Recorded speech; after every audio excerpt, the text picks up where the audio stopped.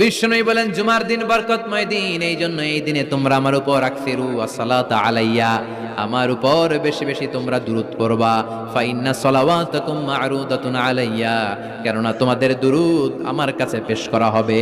সাহাবারা বললেন কাইফা সালাওয়াতুনা মা'রুদাতুন আলাইকা ইয়া রাসূলুল্লাহ ওয়া ক্বাদ আরিমতা, ও নবী মরার পরে আপনি পচে গেলে মাটির সাথে মিশে যাবেন, মিশে যাওয়ার পরে আমাদের সালাতগুলো কে আপনার কাছে পৌঁছাবে, কেমন করে পৌঁছাবে? বিষ্ণু বললেন ইন্নাল্লাহ হারামা আলাল আরদি আন তাকুলা আজসাদাল আম্বিয়া, আল্লাহ তাআলা জমিনের মাটির জন্য নবীদের দেহ খাওয়াকে চিরকালের জন্য হারাম করেছেন। জমিনের মাটি আমারে খাবে না। আল আম্বিয়া ও আহিয়াউন ফি কুবুরিহিম ইউরযাকুন, নবীরা কবরে জীবিত আর তাদেরকে রিজিক দেয় কে? তবে এই জীবিতটা আমরা এখন যেমনি জীবিত এই জীবিত নয়, এটা আলামুল বারজাখে নবীদের জন্য স্পেশাল একটা স্ট্যাটাস। কোন সুবহানাল্লাহ। এজন্য এই দিনে বেশি বেশি বিষ্ণু ইসা ইসলামের উপর দুরূদ পড়ার দরকার আছে না নাই?